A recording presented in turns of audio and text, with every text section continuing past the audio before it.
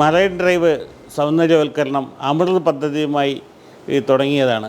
ഒരു വശത്ത് സൗന്ദര്യവൽക്കരണം നടത്തുകയും മറുവശത്ത് അത് വെണ്ടർ സോണായി മാറ്റുകയും ചെയ്തു കഴിഞ്ഞാൽ മറൈൻ ഡ്രൈവിൻ്റെ സൗന്ദര്യം നഷ്ടപ്പെട്ടു പോകും. കോവിഡും പ്രളയം കഴിഞ്ഞ് കച്ചവടം വളരെ മോശമായിരിക്കുന്ന അവസ്ഥ, ടാക്സും മറ്റും കൊടുത്ത് കച്ചവടം ചെയ്യുന്ന എല്ലാവർക്കും സ്ട്രീറ്റ് വെണ്ടർ സോണായി മാറ്റുന്നതോട് കൂടിയിട്ട് പ്രശ്നങ്ങൾ ഉണ്ടാകാനാണ് സാധ്യത. മറൈൻ ഡ്രൈവ് നേരിടുന്ന പ്രധാന പ്രശ്നം കാർ പാർക്കിംഗ് ഇല്ലാത്തതാണ്.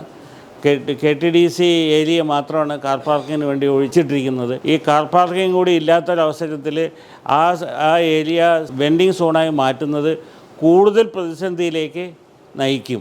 ഹൈ സ്ട്രീറ്റായിട്ട് ഇപ്പോൾ കരുതി പോരുന്നത് മറൈൻ ഡ്രൈവാണ്. അവിടെയാണ് ഏറ്റവും അധികം ടൂറിസ്റ്റുകളും മറ്റും വരുന്നത്.